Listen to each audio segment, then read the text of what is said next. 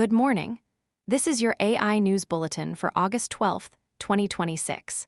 Here are today's top stories, leading off with Gemini hitting 1 billion users faster than any product in Google's history. Google's Gemini has reached 1 billion monthly active users, making it the fastest-growing product in Google's history to hit that milestone.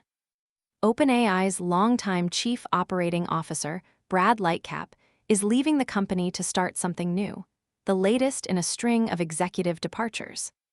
Anthropic says Claude will begin applying invisible watermarks to AI-generated text and images to comply with European Union transparency rules. General Catalyst is leading a $1.1 billion funding round into River AI, a startup founded just 2 months ago by xAI co-founder Igor Babushkin.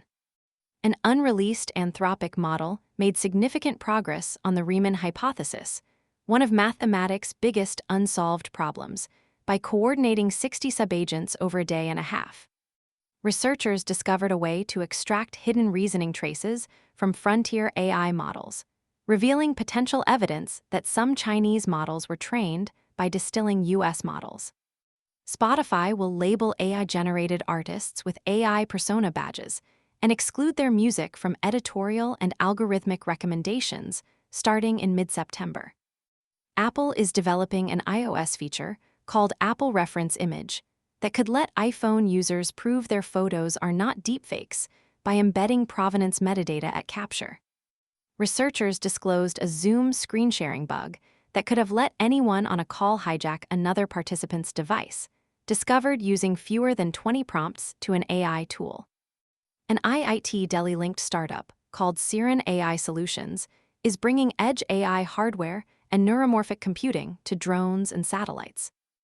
Now let's go deeper on today's top 3, starting with our top story. Google CEO Sundar Pichai announced that Gemini has reached 1 billion monthly active users, making it the fastest of any Google product to hit that milestone. 13 other Google products have reached 1 billion users, but none as quickly as Gemini. The metric specifically counts people who opened the Gemini app or visited the Gemini web interface at least once in the past month. It does not count users who encountered Gemini indirectly through Gmail, Google Drive, or Google Search, where Gemini powers features like email organization, document summaries, and AI overviews. That distinction matters because it means 1 billion people actively chose to engage with Gemini directly, even as the model is woven into nearly every Google service.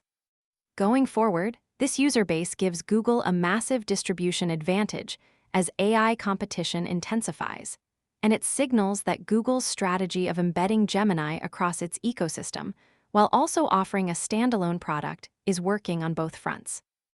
Next up, Brad Lightcap, one of OpenAI's longest-serving executives, is leaving the company to start something new. Lightcap joined OpenAI in 2018, served as chief financial officer for 4 years, then became chief operating officer in 2022. Earlier this year, he shifted to lead special projects amid a broader executive reshuffle. In his farewell message to staff, he said he had been focused on the next horizon and believes there are important new things the world will need to get right in the coming period, hinting at a new venture without sharing details.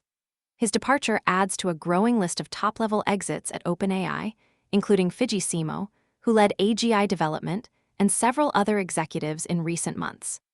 These departures come as OpenAI prepares for an initial public offering of industry-wide significance.